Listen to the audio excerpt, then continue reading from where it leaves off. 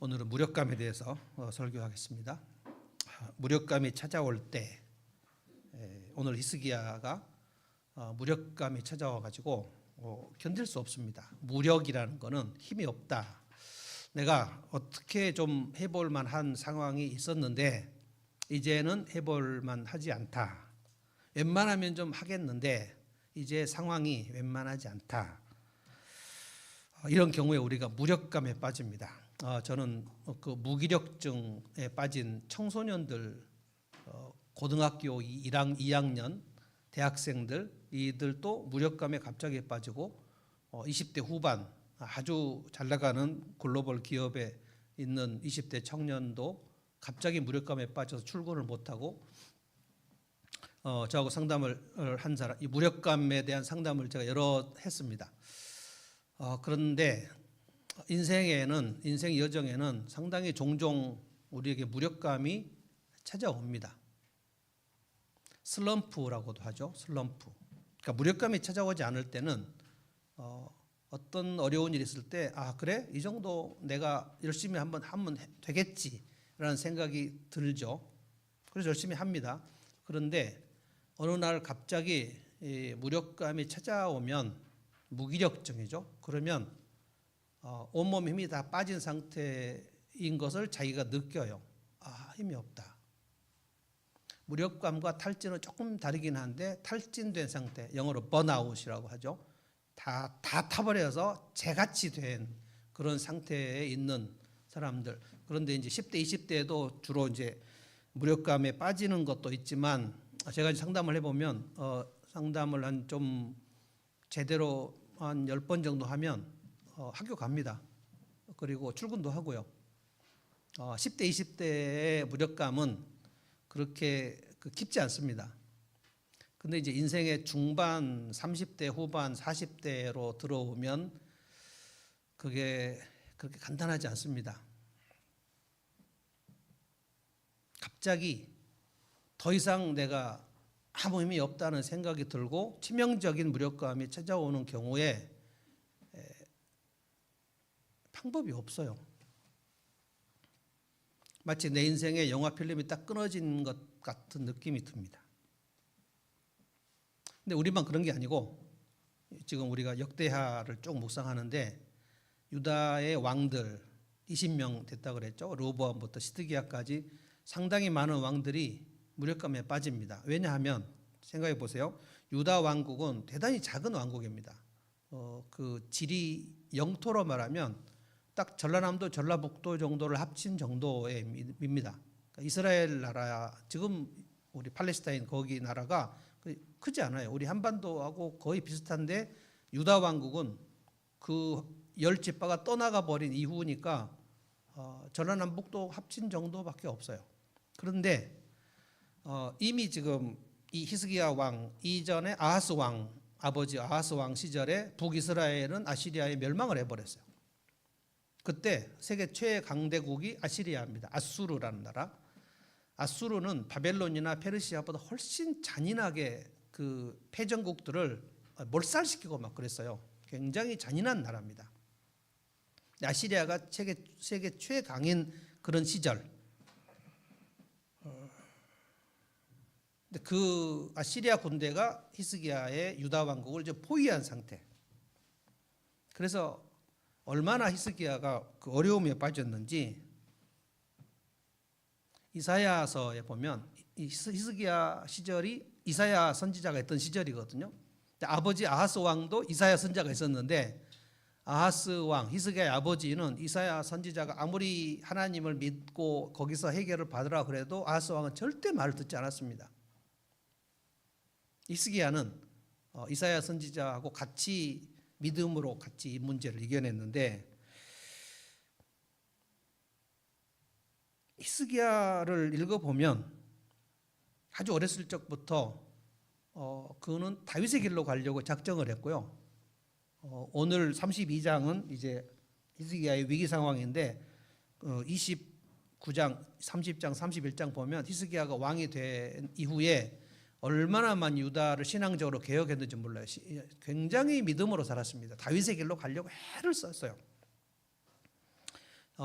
그럼에도 불구하고 아시리아 왕의 총 공격을 받은 겁니다. 그러니까 신앙생활을 잘 해도 무력감이 갑자기 오는 경우가 있다는 거예요.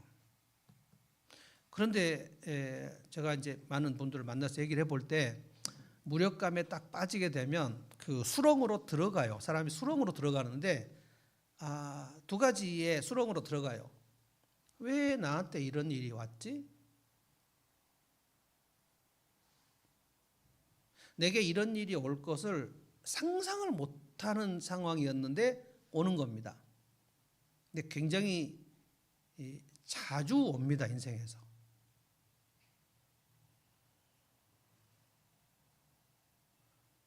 제가 30대 10년을 외국에서 보내고 40대 40살부터 이제 다시 와서 목회 부목사도 하고 개척도 하고 그랬는데 30대까지 살았던 인생의 그 역경하고 40대부터 시작된 역경은 비교가 안 됩니다. 어마어마한 일들이 일어납니다. 근데 왜 나한테 이런 일이 오지? 약간 그 TV 뉴스에나 일어날 만한 일, 그리고 내가 소문으로 들었던 다른 사람들에게 이런 일이 온다고 했지라고 했던 일이 갑자기 나한테 오는 경우가 많아요. 저보다 더 엄청난 사건 사고를 경험한 사람들 우리나라에 굉장히 많습니다. 지금 그 아들들이 캄보디아에 가가지고 거기서 죽기도 하고 감금당하고 고문당하고 내가 돈 벌러 가겠다고 얘기해가지고 그런가 보다 그랬는데 거기서 아들이 시체로 발견되기도 하고, 어제도 이태원 그 메뚜기 때문에 국가에서 정식으로 또 사과도 하고 막 그랬잖아요. 그러니까 자식들이 갑자기 사고를 당해 죽기도 하고, 내 자식이, 다 큰 자식이 갑자기 죽어서 사망의 연락을 받을 것이다. 상상을 합니까? 그런데 우리나라에는 상당히 자주 일어납니다. 왜 나한테 이런 일이 왔지? 라는 그 충격을 여기서 헤어나올 수 없어요. 그런데 이것보다 훨씬 더 좀 그 깊은 수렁이 있습니다. 그건 뭐냐면 다들 괜찮은데 나만 그렇구나. 이게 고립감이에요. 고립감. 그래서 무력감이 올 때는 고립감, 절망감이 같이 옵니다. 이게 3단 콤보로 같이 와요. 히스기야, 유다왕 히스기야도 지금 이 무력감, 유다왕들이 이런 무력감에 빠지는 경우가 되게 많고요. 이걸 이겨낸 사람이 있고 못 이겨낸 사람이 있고 그렇습니다. 히스기야는 이겨냅니다. 그래서 여러분이 오늘 이 말씀을 들으면서 내가 정말 무력감이 찾아왔을 때 아직 안 오신 분도 있고 한 번쯤은 경험해 본 분도 있을 수도 있습니다. 내가 힘이 없다. 아무것도 이제는 더 이상 못하겠다. 힘이 진짜 빠진다. 이제 어떻게 하지? 힘이 남지 않았는데 아무것도 못하겠다라고 생각되는 그 시간, 그게 무력감에 찾아오는 거거든요. 그런데 생각을 해보셔야 돼요. 오늘 말씀으로 제가 설명을 하겠습니다. 진짜 아무것도 할 일이 없는가? 정말 아무것도 할 것이 없는 것인가? 그렇지 않다는 거예요. 무력감에 빠졌을 때에도 할 수 있는 게 있는데 히스기야는 오늘 했어요. 그게 뭐냐면 묵상입니다. 아무것도 할 수 없을 때에도 내 하나님을 묵상할 수 있어요. 환자도 할 수 있습니다. 사업 망해도 할 수 있습니다. 집 불나도 할 수 있습니다. 내 자식이 죽은 상황에도 할 수 있습니다. 묵상할 수 있어요. 히스기야 묵상했습니다. 그리고 묵상한 결과를 가지고 찬양을 했습니다. 이 두 가지로 히스기야는 무력감에서 빠져나왔고 아시리아 물러갔고 승리했습니다. 성경은 굉장히 자주 이 얘기를 합니다. 그래서 무력감이 왔을 때 내가 묵상을 할 수 있는가? 그래서 묵상을 한 결과로 찬양을 할 수 있는가? 이 두 가지를 할 수 없으면 그 사람은 이 무력감의 수렁에서 헤어나올 수가 없습니다. 그래서 묵상을 먼저 생각을 해보겠습니다. 그거 나 다 알고 있어 라고 생각하지 마십시오. 묵상이 뭔지를 알고 있는 것으로 하는 게 아니고요. 매일 하는 겁니다. 1절 한번 보십시오. 우리가 아무것도 할 수 없을 때 하나님을 묵상할 수 있는데 히스기야의 상황을 한번 봅시다. 1절 제가 한번 읽어보겠습니다. 히스기야 왕이 이렇게 하나님을 성실하게 섬기고 난 뒤에 아시리아의 사네립 왕이 유다로 쳐들어왔다. 사네립은 요새화된 성읍들을 공격하여 점령할 수 있을 것이라고 생각하고 진을 쳤다. 이렇게 하나님을 성실하게 섬기고 난 뒤에 아수르 왕 사네립이 쳐들어왔다는 거예요. 그러니까 제가 아까 말씀드렸죠. 하나님을 열심히 섬기고 하나님을 가까이 하면 인생의 역경과 시련이 오지 않는다라고 성경이 가르친 적이 없습니다. 신앙생활 잘못 배우신 분들은 뭐 좀 이상한 교회들도 많으니까요. 승리주의, 제가 여러 번 말씀드렸는데 승리주의를 가지고 성경을 가르치는 교회들도 있습니다. 지금도 한국에 많이 있습니다. 그러니까 승리주의로 가르치시는 분들은 어떻게 가르치냐면 신앙생활 열심히 하면 너에게 역경과 시련이 오지 않는다고 가르쳐요. 신앙생활 열심히 하면 질병이 오지 않는다고 가르쳐요. 교통사고 안 난다고 가르쳐요. 내가 안수기도 하면 교통사고 나지 않는다고 가르치는 이 동네에 있습니다. 근데 성경이 그렇게 신앙생활을 잘못 배워버리면 내가 신앙생활 열심히 하고 있는데 내가 무슨 죄를 저질러서 이런 역경이 왔지? 여기에 이 올가미에 빠져버려요. 하나님 우리가 죄를 지으면 역경이 온다라는 말씀도 하셨습니다만 우리가 죄 지지 않고 하나님을 열심히 섬기고 있어도 역경이 옵니다. 이거를 잘 알고 계셔야 돼요. 성경에는 신앙생활 열심히 하면 시련이 오지 않는다는 말씀은 없고요. 이런 말씀은 있어요. 항상 많이 있습니다. 시련이 왔는데 하나님을 의지하면 그 시련을 이길 수 있다. 이런 말씀은 되게 많이 있어요. 안 온다는 말씀은 없어요. 이길 수 있다. 나는 내 힘으로는 이것을 건져낼 수 없으나 하나님은 건져주신다. 이 말씀은 되게 많아요. 히스기야가 지금 이 상황에서 얼마나 무력감에 빠졌는지 이 시간이 유다 왕국은 결국 멸망했습니다. 아시리아에 멸망하지 않고요. 그 이후에 쭉 내려가 가지고 한 200년 후에 바벨론에게 멸망했습니다. 바벨론에 멸망할 때 마지막 왕이 시드기야인데 그 시드기야 왕은 하나님 의지하지 않았습니다. 묵상을 하지 않았어요. 근데 히스기야가 이때 아시리아에게, 그러니까 북이스라엘은 이미 멸망했고 남은 그 두 민족이 있는 두 지파가 있는 유다 왕국 그거 밀어버리면 금방 끝날 수 있는 상황이에요. 바람 앞에 촛불이에요. 그래서 이사야 37장 보면 이사야 선지자에게 히스기야가 자기 심정을 뭐라고 편지를 보냈냐면, 그래서 이사야 그 편지 받고 왔거든요. 편지를 보낼 때 뭐라고 했냐면 오늘은 환난과 굴욕과 징계의 날이다. 그런데 아기를 낳을 출산이 임박한 산모가 아기를 낳을 힘이 없는 것 같다. 내가 막달인데 지금 출산이 내일 모레인데 아기를 낳을 힘이 없는 산모다. 힘이 없다는 거예요. 어찌할 바를 모르겠다. 대책이 없고 여기 보면 막 그 성벽을 세우고 뭐 물줄기를 하고 막 이렇게 했는데요. 아시리아 군대가 파죽지서 쳐들어오면 그거 아무 소용 없습니다. 저는 우리나라 역사에서 가장 신기하고 놀라운 것이 왜 우리나라는 중국에 먹히지 않았는가? 중국은 한족이 있고요. 다른 나라 엄청 많은 민족들이 있어요. 여진족도 있고 만주족도 있고 많이 있는데 한족이 중국 전체를 지배하지 않은 때도 많이 있습니다. 그리고 여러 민족들이 그 민족의 이름도 흔적도 없어져 버린 민족도 많아요. 그런데 우리 한민족이 중국의 영토의 바로 밑에 이렇게 있잖아요. 요거를 얼마든지 먹을 수 있어요. 근데 이상하게 강감찬도 있었고 을지문덕도 있었고 영계소몽도 있었고 뭐 굉장히 먹으면 먹을 수 있는데 못 먹었어요.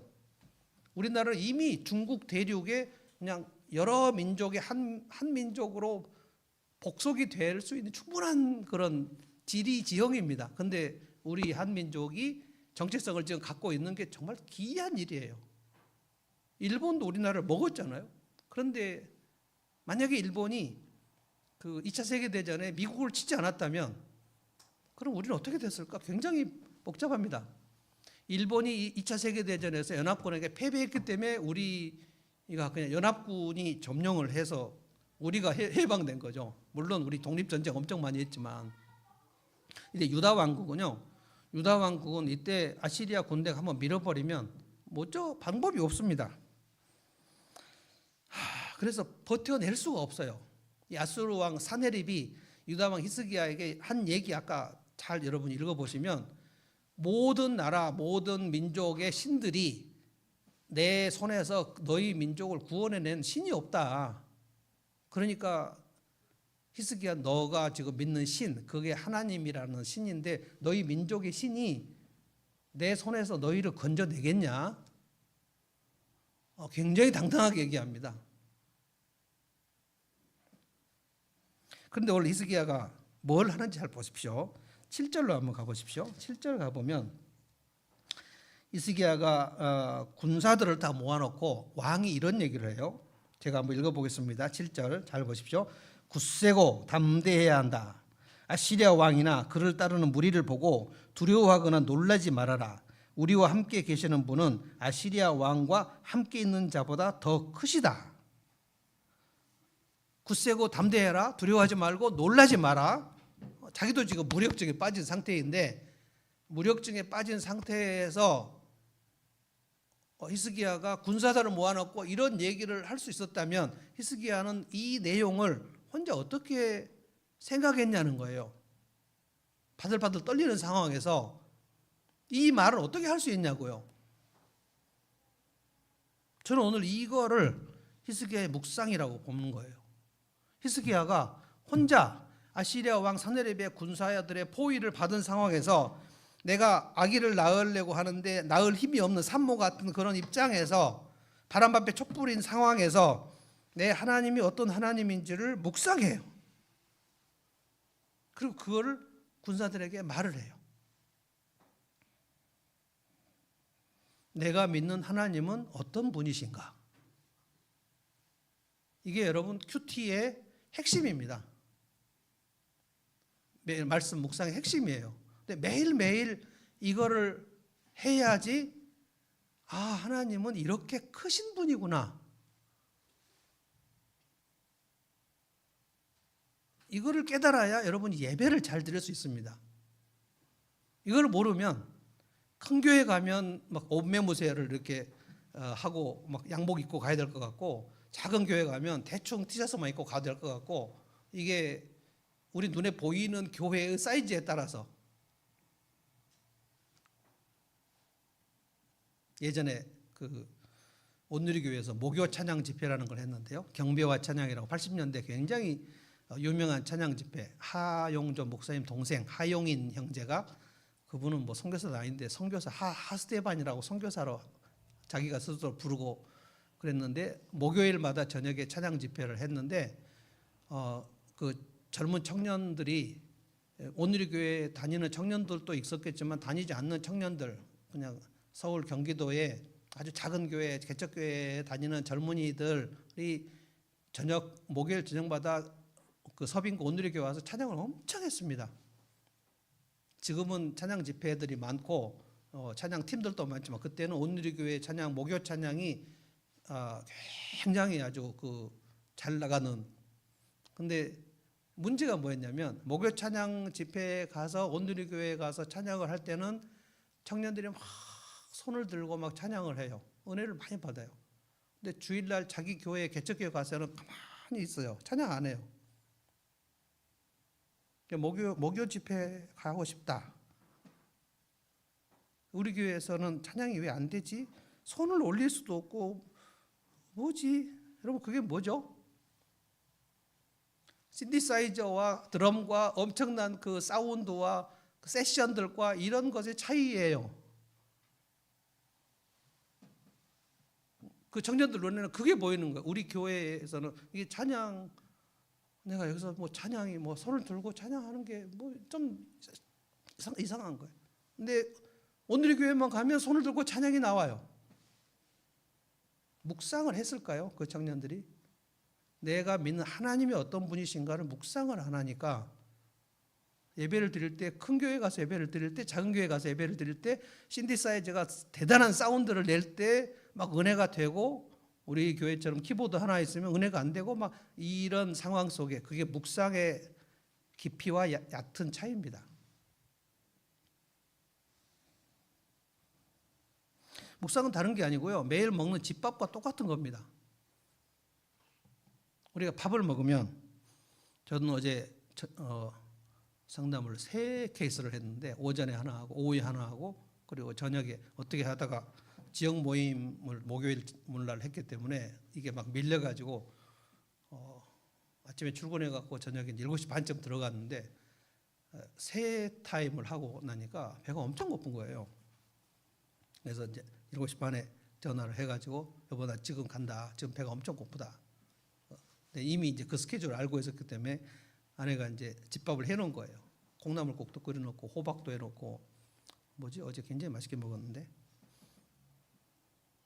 내가 맛있게 먹으니까 되게 흐뭇하게 쳐다보는 거예요. 아들도 아닌데 약간 그러니까 마누라가 얼마나 소중한지 알겠어? 뭐 이런 느낌으로 쳐다보는 거예요. 근데 진짜 좋았거든요. 집밥. 우리가 집밥을 먹을 때 그 음식을 주부가 해준 음식을 먹을 때 음식의 식감, 콩나물이 다르고 호박이 다르고 고등어가 다르고 김치찌개가 다르고 그 맛을 느끼잖아요. 느끼면서 식감이 다르니까 꼭꼭 씹어서 삼키죠. 이게 하나님의 말씀을 묵상할 때 오늘 성경을 읽어야지 이게 아니고요. 핵심은 그게 아니고, 내가 성경에 나오는 그 하나님이 살아계신 하나님인데, 그 하나님을, 그 성경에 그 살아계신 하나님이 얼마나 크신 하나님인지, 그 성경에 나왔던 그 히스기야가 그때 얼마나 크신 하나님을 묵상을 했는지, 나도 히스기야나 나나 지금 똑같은 상황인데 하나님을 묵상을 하는 거예요. 그래서 내가 믿는 하나님이 얼마나 크신 하나님인지, 얼마나 위대하신 하나님인지 성경을 묵상하지 않으면 그게 생각이 나지 않습니다. 그게 평소에 매일 묵상을 해야 돼요. 그럴 때 이렇게 무력감에 빠진 시간에 아수르 왕 사네립 군대가 왕창 쳐들어와 갖고 바람 앞에 촛불이 들 때도 그때 생각을 하는 거예요. 내가 믿는 하나님은 어떤 분이시지? 이게 묵상의 결과입니다. 내가 믿는 하나님이 저 아시리아 왕의 군대보다 더 크신가? 저 사네립 왕보다 하나님은 더 크신 하나님인가? 이걸 생각해요. 이게 성경의 사람들, 믿음의 사람들은 다 이거를 매일 합니다. 매일. 다니엘도 매일 합니다. 바벨론 느부갓네살 왕보다 내가 믿는 하나님이 더 크시지. 물론 느부갓네살도 아주 조롱을 합니다. 네가 믿는 하나님 어디 있어? 너네 유다 예루살렘 다 멸망했어. 근데 이방의 왕들은 모르고 있는 게 뭐냐면, 그들 불신자잖아요. 불신자들이 모르고 있는 게 뭐냐면, 하나님이 이스라엘 민족의 신인 줄 알아요. 이스라엘이 멸망했으면 그 신도 멸망한 줄 알아요. 블레셋이나 모압이나 에돔이나 암몬이나 아수르나 바벨론이나 다 그 자기들의 민족의 신이 있어요. 그러니까 그 민족이 멸망하면 그 신상을 질질 끌고 다녀요. 그러니까 사네립은 이스라엘을 내가 멸망시켰으니까 이스라엘 하나님은 내 발 밑에 있다라고 생각한 거예요. 히스기야에게 지금 이 얘기를 하는 거예요. 히스기야의 백성들에게, 너 히스기야의 하나님, 너희들이 믿는 하나님이 내 발 밑에 있다. 그 하나님이 내 아수르아 군대에서 너의 하나님이 건져내겠냐? 이 얘기가 엄청 하는 거예요 지금. 그런데 아니, 히스기야는 뭘 묵상했냐면, 아시리아 왕 너네 군대의 힘은 내가 믿는 하나님의 그 권능과 능력에 비하면 너는 아무것도 아닌데? 여러분, 이게 믿음입니다. 근데 묵상을 하지 않으면 이 믿음이 커지지 않아요. 근데 초신자들이 갑자기 믿음이 커질 리가 없습니다. 왜냐하면 묵상의 누적이 없으면 커지지 않아요. 그러니까 여러분이 교회 열심히 오랫동안 다녀도 묵상 안 하면 진짜 믿음 안 커집니다. 어린아이의 신앙은 똑같아요. 바들바들 떨어요. 무력감이 왔을 때 묵상이 없는 사람은 어찌할 방법이 없습니다. 그러니까 지난주 가끔 이제 우리 대표기도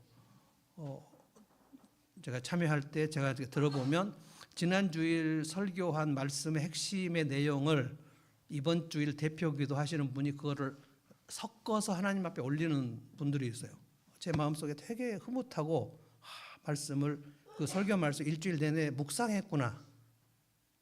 그 묵상하고 그 내용, 핵심 내용을 하나님 앞에 올린다. 굉장히 중요한 겁니다.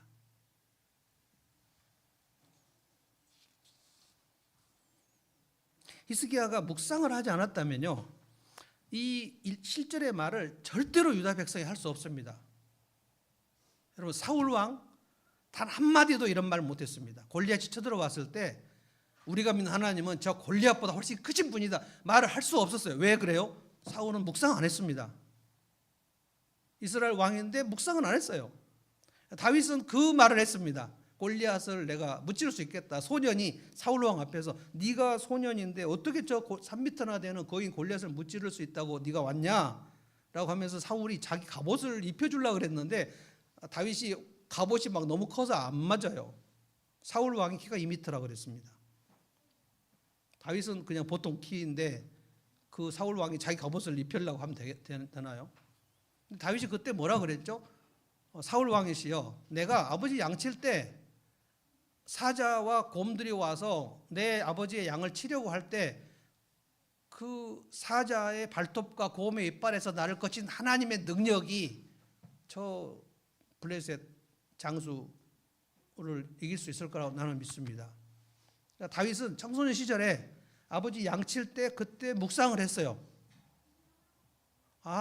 사자의 이빨보다 내 하나님은 크시구나. 곰의 발톱보다 하나님은 크시구나. 그것을 사자나 곰이 양을 물고 가려고 할 때 그거를 잡고 막 신경질을 할 때에 그 묵상한 내용으로 그것을 하나님이 받으시고 그 양을 빼앗기지 않도록 하셔가지고 집에 돌아갔을 때 아버지한테 얘기했을 거예요. 아버지, 오늘 사자 곰이 쳐들어왔는데 제가 너 사자 곰보다 내 하나님은 크셔 라고 얘기하고 신경을 했는데 안 뺏기고 나도 다치지 않고 돌아왔어요. 이 여러분 우리 금요일 날 저녁에 모여갖고 목장 나눔 할 때 감사 나눔 할 때 그거를 얘기하는 거예요. 그 크신 하나님이 나를 돌보셔서 이렇게 감사한 일이 생겼어요.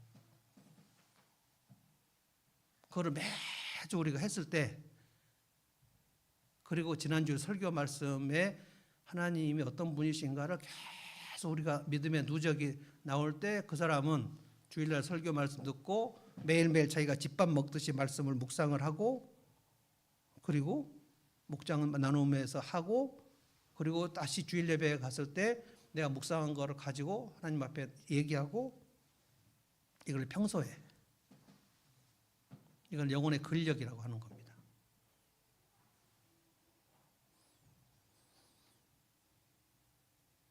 (8절을) 한번 다 같이 읽어볼까요? 이거는 이제 히스기야가 군사들에게 한 말인데요. 다 같이 한번 읽어봅시다. 8절 시작. 아시리아 왕에게 있는 것이라고는 군대의 힘뿐이다. 그러나 우리에게는 우리를 도우시고 우리를 대신하여 싸우시는 주 우리 하나님이 계신다. 백성은 유다 왕 히스기야의 말을 듣고 힘을 얻었다. 그럼 묵상을 한 사람의 그 하나님에 대한 고백은 믿음이 없는 사람에게 힘을 줍니다. 왜냐하면 히스기야는 그 말로 이미 힘을 얻었기 때문에. 무력감에서 빠져나온 건 묵상입니다.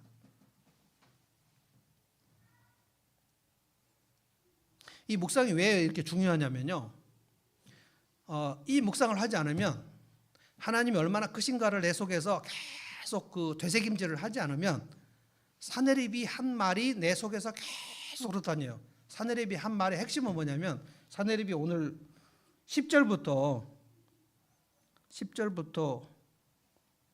17절까지 말했죠. 이 사내립이 아수르 왕인데 유다 백성들이 다 듣도록 하는 얘기, 핵심이 뭐냐면, 너희 민족의 신 하나님이 너희들을 내 손에서 건져내겠냐? 다른 민족들도 다 못 건져냈는데 너희 유다 민족의 하나님의 신이 뭐 얼마나 크길래 건져내겠냐? 어림도 없다. 사내립의 말의 핵심은 뭐냐면 너희 하나님은 대단히 작은 하나님이야. 너희를 구원할 수 없어. 너희를 건질 수 없어. 여러분, 세상 사람들이 가지고 있는 하나님에 대한 개념은 뭐예요? 그거는 예수 믿는 사람들 주일날 성경책 들고 가갖고 교회당 안에서 막 비나이다 믿습니다 하는데 그 하나님이 온 세상을 다스린다고? 말도 안 되는 소리를 하고 있어.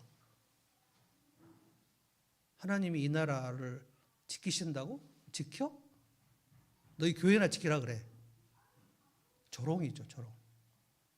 근데 묵상을 하지 않으면 성도라도 사내립의 말이 우리를 지배를 해버려요.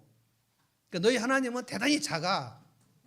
묵상은 나의 하나님은 대단히 크셔, 위대하셔, 온 땅을 창조하셨어, 나를 창조하셨어, 온 우주를 창조하신 그 크신 분이야, 광대하신 분이야. 이거를 묵상을 계속 안 한 사람은 내 하나님은 되게 보잘것없이 보여요. 이거를 신앙의 침체라고 하는 거예요. 묵상을 안 했는데 이 생각을 어떻게 강화시킬 수가 있습니까? 내 문제를 해결할 수 있어? 해결을 못해. 사내립이 하는 말이 내 귀에 크게 들릴 것인가? 아니면 내가 묵상하여 하나님이 크신 하나님이라는 그 성경적 묵상이 내 속에서 크게 돌 것인가? 둘 중 하나예요. 여러분, 우리 내면은 진공 상태가 없습니다. 둘 중 하나밖에 없어요. 그냥 묵상을 안 하면 차라리 별 수가 없습니다.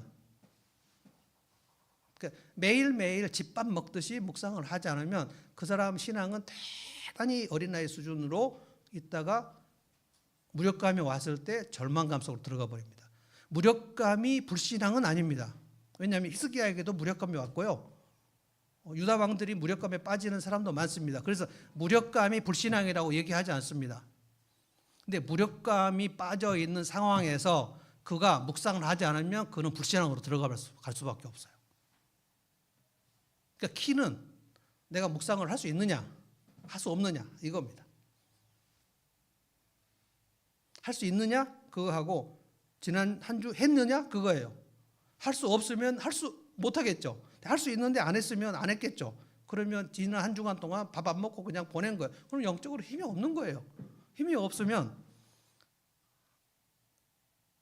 여러분, 예배 와서 지난 한 주간 묵상 안 했으면 예배 왔을 때 아무 힘이 없어요. 이러고 있는 거예요. 이렇게 예배를 드릴 준비가 전혀 안 돼 있는 거예요.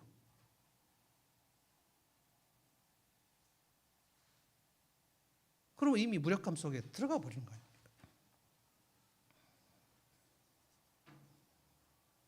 네 하나님은 작은가? 네 하나님 얼마나 큰가? 여러분이 지금 묵상을 했다면, 오랫동안 해왔다면 내가 웬만한 사내립의 말이 왔을 때 받아칠 수 있어요. 내칠 수 있어요.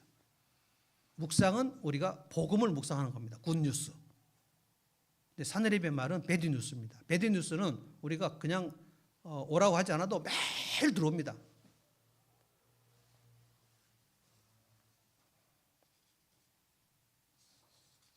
그 다음에 이제 묵상의 결과는 찬양입니다. 20절을 한번 가보겠습니다. 20절. 히스기야가 뭘 했냐면 아모스의 아들 이사야에게 편지를 보내가지고 같이 한번 읽어볼까요? 20절 읽어봅시다. 시작. 히스기야 왕과 아모스의 아들 이사야 예언자가 함께 하늘을 바라보며 부르짖어 기도하니. 히스기야가 성전에 올라갔습니다. 이사야 선지자를 불렀어요. 그래서 둘이 같이 기도했습니다. 여러분, 왕하고 선지자가 둘이 함께 기도를 시작했어요. 그러면 하나님이 가만히 계실 수가 없습니다. 하나님은 두세 사람이 내 이름으로 모여 있는 거 그거 굉장히 중요하다고 말씀하셨어요. 그러니까 부부가 둘이 함께 기도를 하거나 아니면 뭐 부부가 아니라도 두세 명이 함께 기도 동역자가 있어서 같이 기도를 할 때 그 공동체는 절대 무너지지 않습니다. 혼자는 진짜 어려워요. 한 사람이나 두 사람, 한 사람은 무너지겠지만 두 사람은 안 무너진다. 이게 잠언 전도서에. 그래서 세겹줄 기도회라는 게 가정교회 지금 있는 거예요. 다니엘 기도회도 있었고 세겹줄 기도회도 있었는데, 히스기야가 하나님 앞에 사내립이 편지를 들고 들어가서 기도하기 시작했는데 기도를 하기 시작했는데 이 기도가 다 찬양입니다. 찬양. 어떻게 찬양했는지 한번 보십시다. 이사야서로 잠깐만 갔다가 올까요? 이사야 37장 보면 똑같은 상황이 나옵니다. 자기 성경으로 이사야 한번 가보십시다. 이사야 37장 한번 펴보십시오. 37장 1절에 보면 히스기야 왕이 이것이 똑같은 상황이거든요. 이 말을 듣고 울분을 참지 못하여 자기 옷을 찢고, 옷을 찢었다는 것은 뭡니까? 성경에서 옷을 찢는다는 것은 절망감의 표시예요. 베옷을 두르고 주님의 성전으로 들어갔다. 그리고서 3절에 아까 제가 말씀드린 히스기야가 이사야에게 사람을 보내가지고 뭐라고 말해요? 오늘은 환난과 징계와 굴욕의 날입니다. 아이를 낳으려고 하나 낳을 힘이 없는 산모와 같습니다. 내가 지금 무력감에 완전히 빠져버렸습니다. 그런데 히스기야가 14절 보십시오. 히스기야는 사신들에게서 이 편지를 받아 읽었다. 그런 다음에 주님의 성전으로 올라가서 주님 앞에 편지를 펴놓은 뒤에 주님께 기도하였다. 이게 이제 16절부터 20절까지 히스기야의 기도입니다. 그런데 이 기도가 다 찬양입니다. 찬양. 16절을 한번 같이 읽어볼까요? 37장 16절 이사야입니다. 읽어봅시다. 시작. 그룹들 위에 계시는 이스라엘의 하나님, 만군의 주님, 주님만이 이 세상의 모든 나라를 다스리시는 오직 한 분뿐이신 하나님이시며 하늘과 땅을 만드신 분이십니다. 모든 나라를 다스리시는 한 분, 유일하신 하나님, 하늘과 땅을 다스리신 전능하신 창조주 하나님. 그러니까 여러분, 찬양은 뭐냐면, 찬양은 묵상의 결과이고 묵상의 내용을 내가 말을 하면 찬양입니다. 그러니까 찬양을 잘하려면 묵상을 할 줄 알아야 되는 거예요. 묵상을 못하는 사람이 찬양을 제대로 한다는 것은 어렵습니다. 묵상의 내용과 찬양의 내용이 똑같아요. 하나님이 누구신가를 알아야 그 하나님이 누구신가를 내 입으로 얘기하죠.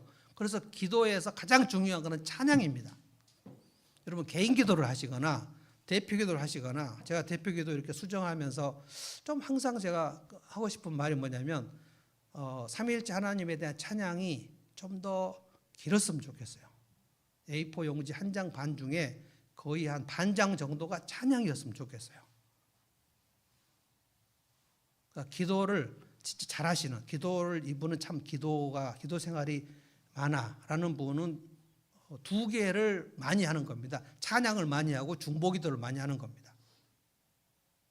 우리 일용할 양식을 위해서 기도하게 되어 있는데요. 일용할 양식은 이런 말씀도 있어요. 너희가 구하지 않아도 너희에게 있어야 할 것을 아버지께서 아시느니라. 이 말씀을 했기 때문에 사실은 일용할 양식은 구하지 않아도 돼요.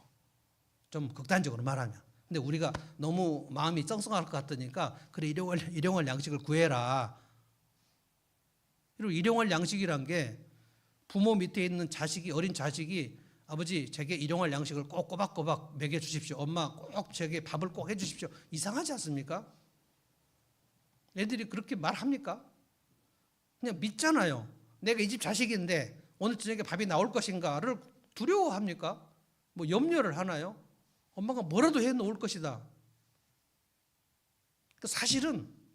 사실은 간구할 제목이, 우리가 간구할 제목을 가지고 간구를 하지만 사실은 간구는 좀 극단적으로 말하면 안 해도 돼요. 찬양과 중보기도만 하면 하나님이 그냥 나머지 우리에게 모든 필요한 것은 다 해주십니다. 알아서 하셔요. 그 가장 중요한 건 찬양입니다. 내가 하나님을 어떻게 알고 있는가? 하나님에 대한 묵상이 빈약하면 찬양이 빈약하고, 찬양이 빈약하면 기도가 빈약해요. 묵상이 얕으면 기도가 깊어질 수가 없어요. 5분밖에 못해요. 5분 끝나고 나면 뭘 더 이상 해야 되지? 그래서 5분 이상 할 수가 없어요. 우리 아들, 딸 잘 되게 해주시고, 우리 남편 잘 되게 해주시고, 저 길 열어주시고, 집 사게 해주시고, 그리고 성진하게 해주시고, 그리고 건강하게 해주시고, 그 5분밖에 못해요. 이 찬양을 16절을 보시면 히스기야의 찬양이 뭡니까? 만왕의 왕이신 하나님, 모든 민족을 다스리시는 전능하신 하나님, 창조주 하나님, 유일하신 하나님. 그리고 17절에 귀를 기울여 주십시오. 눈여겨보십시오. 살아계신 하나님 모욕하는 말, 저 사내립의 망언을 잊지 마십시오. 그리고 쭉 사내립이 얘기한 내용을 그대로 얘기하면서 또 뭐라고 하냐면 하나님은 대단하신 분이십니다. 전능하신 하나님이십니다. 19절도 그렇죠? 19절 여러 민족이 믿는 신들을 그 사내립이 모두 불에 던져 태워버렸습니다. 그러나 그들은 참신이 아니지 않습니까? 그 민족의 신들은 참신이 아닌데 내가 믿는 하나님은 참신이지 않습니까? 20절 주 우리 하나님 이제 그의 손에서 우리를 구원하여 주셔서 세상 모든 나라가 주님만이 홀로 주 하나님 여호와 하나님이심을 알게 하여 주십시오. 사내립 저놈 잊지 말고 벌 내려 주십시오. 이게 굉장한 찬양입니다. 그래서 여러분 묵상과 찬양 두 가지밖에 없어요. 하나님께서 이 찬양의 기도를 들으시고 응답을 하시기를 하나님께서 뭐라고 응답하셨냐면 내 사내립을 엄청 꾸짖겠다. 그리고 아수르 군대들은 다 돌아가게 될 것이다. 그리고 사내립은 온전하지 못할 것이다. 그래서 다시 볼까요? 역대하로 다시 한번 가봅시다. 역대 32장 아까 갔던 말씀 다시 보겠습니다. 결과가 어떻게 됐냐면 21절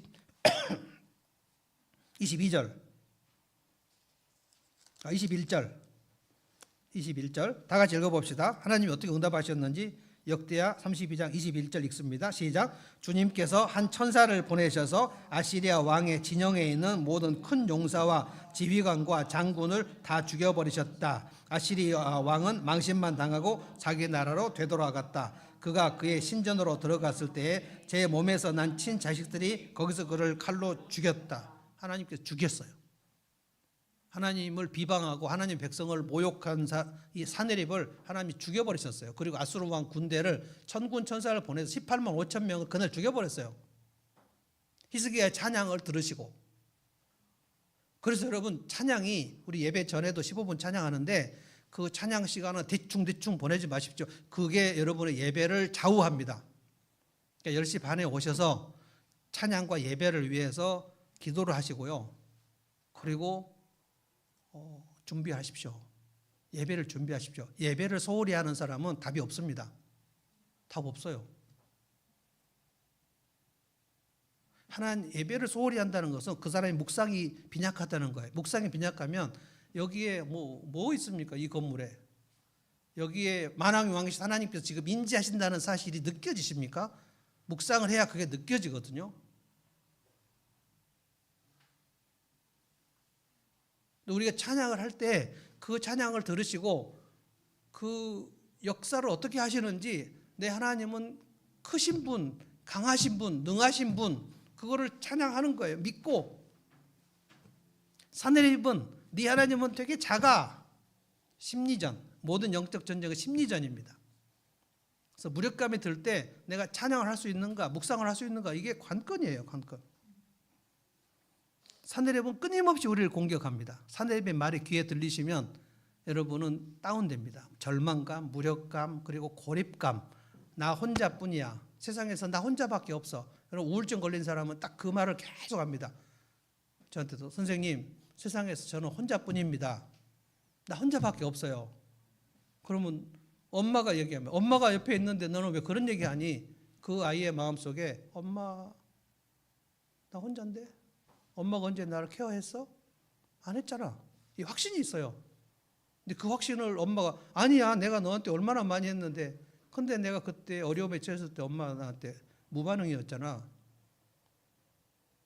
엄마의 무반응이 있는 심하면 오랫동안 있으면 그거는 무기력증, 무력증, 그 우울증 들어갑니다.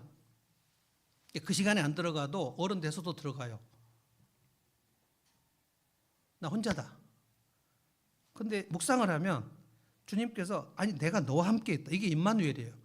내가 너를 떠나지 않겠다. 내가 너를 버리지 않겠다. 내가 너를 사랑한다. 내가 너를 기뻐한다. 너는 정말 소중한 내 자녀다.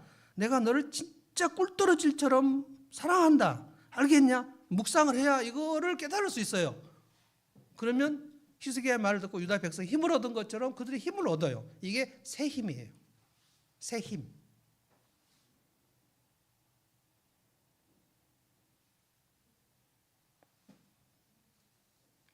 우리 성도들 중에는 이제 40대로 들어가신 분들 많습니다. 30 후반도 있지만 40대 이제 역경이 본격적으로 올 타이밍이 왔다. 저는 그렇게 봅니다. 제가 그걸 뭐 여러분이 오기를 바라는 게 아닙니다.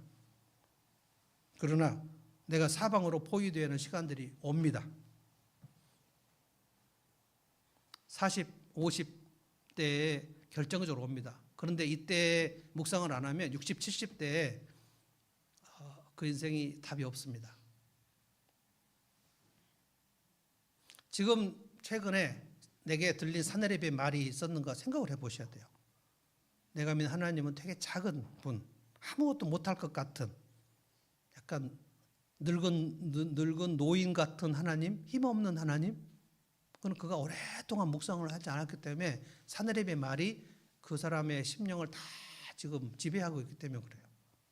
그러면 쭉 무력감과 우울증과 고립감 속에 들어가 버려요. 오늘부터 다시 시작하시면 돼요. 혹시 묵상하는 어떻게 묵상하는지 모르겠다. 그러면 질문하시면 돼요. 여러분 주변에는 여러분 가까이 묵상을 잘 하시는 분들이 있습니다. 배우시면 돼요. 여름 성경학교 그 소련에 갔다 와가지고 김미영 집사가 저한테 우리 어린이들 성경 묵상하는 법을 알려달라 그래서 내가 직접 하는 것보다는 내가 선생님들에게 알려드릴 테니까 선생님들이 아이들을 그렇게 가르쳐라. 그래서 선생님들 모아놓고 제가 성경 묵상 어떻게 하는지를 열심히 가르쳤어요. 그래서 지금 이 선생님들이 어린 아이들에게 묵상을 가르치고 있습니다. 아이들 때부터 성경 말씀을 내가 묵상하는 법을 배웠다, 안다. 굉장한 겁니다. 오늘 아침에 이 본문으로 배혜진이가 묵상을 해가지고 우리 가족 카톡방에 올린 거예요. 엄마가 오늘 아빠 설교 본문이다 그랬더니 허허 뭐 이러더라고. 걔는 성경 묵상할 줄 알아요. 지금 8개월쯤 지금 11월 3일 날 다시 귀국을 합니다. 오는데 그 8개월 동안 그 엄청 고립감도 있었고 뭐 무기력증도 있었던 것 같아요. 그래서 이제 저도 상담을 또 했는데 이 묵상으로 일어났어요. 누구라도 이거 아니면 못 일어납니다. 자기가 묵상을 할 수 있어야지 백병전에서 자기가 적들을 쳐부술 수 있어야 돼요. 신앙생활은 단체전도 있지만 개인전도 많습니다. 어떤 시간에는 혼자 내가 창검과 가지고 적군을 물리쳐 싸울 수 있는지, 내 도끼로 적의 목을 벨 수 있는지, 영적 전쟁이에요. 근데 내가 묵상을 안 해놨으면 방법이 없습니다. 엄청난 무력감 속으로 들어가 버립니다. 그러면 마귀가 질질 끌고 다닙니다. 질질 끌고 다녀요. 그러면 아주 굉장한 고립감 속에서 혼자 있습니다. 세상에서 나 혼자밖에 없어. 이게 결정적이에요. 그러면 교회 다니는 사람도 얼마나 많이 자살하는지 몰라요. 이 무력감에서 빠져나오는 방법은 두 가지밖에 없습니다. 내 하나님 얼마나 크신가를 여러분이 집에서 또는 카페에 가셔가지고 성경 읽으시면서 묵상을 하셔야 돼요. 다윗의 하나님은 어떤 하나님인가? 히스기야의 하나님은 어떤 하나님인가? 다니엘의 하나님은 어떤 하나님이었을까? 요셉의 하나님은 어떤 하나님이었을까? 사도 바울의 하나님은 어떤 하나님이셨을까? 사도 요한의 하나님은 어떤 하나님이셨을까? 엄청 많습니다. 그 하나님이 그들에게 나는 온 세상보다 크다. 나는 전능한 하나님이다. 그러니까 쫄지 마. 그래서 이 묵상으로 힘을 얻고, 그래서 초대교회 성도들이 힘을 얻고 일어났고요. 그래서 종교개혁 마틴 루터도 그 묵상으로 힘을 얻고 일어났고요. 그래서 영적으로 부흥과 개혁을 하신 분들은 다 묵상의 힘으로 일어난 겁니다. 저는 우리 하늘목교회 성도들이 이 일에 소홀히 하지 않았으면 좋겠어요. 좀 미안한 말씀이지만 주일 예배 설교 말씀으로는 여러분이 힘을 얻기가 어렵습니다. 전 열심히 설교 준비할 거지만 설교는 영어 잘하기 위해서 종로학원 강의 듣는 거하고 약간 유사합니다. 학원 강사가 아주 좋으면 영어가 늘지 않습니다. 그 강의 열심히 듣는 늘지 않아요. 수학도 제가 다녀봤는데, 제가 수학 포기하기 전에 다녀봤는데요. 좋은 학원을 다니면 수학에 느는 게 아니에요. 자기가 풀어야 돼요, 자기가. 그러니까 자기가 수학 실력이 늘려면 자기가 수련장에 열심히 문제를 풀어야 돼요. 근데 학원은 왜 다니냐? 그 문제를 풀 동기부여를 하기 위해서 다니는 거예요. 아무리 바쁘고 힘들어도 집밥을 걸을 수 없듯이. 그래서 내가 내 속에서 내가 믿는 하나님이 얼마나 크신가, 내가 믿는 하나님이 얼마나 강하신가, 얼마나 능하신가, 그 충실함으로 가득 찬 상태에서 여러분에게 오는 쓰나미 같은 이 환난과 역경과 시련을 맞서 싸워서 이겨내셔야 돼요. 히스기야 싸워서 이겨냈고요. 하나님께서 들으셨고요. 하나님이 그냥 자기 친자식에게 암살당해 죽게 하셨고요. 아수르 군대 퇴각하게 하셨고요. 그런데 그 이후에 히스기야의 아들이 누군지 아십니까? 므낫세입니다. 므낫세는 묵상하지 않았습니다. 55년간 이스라엘 다스렸는데 묵상하지 않았어요.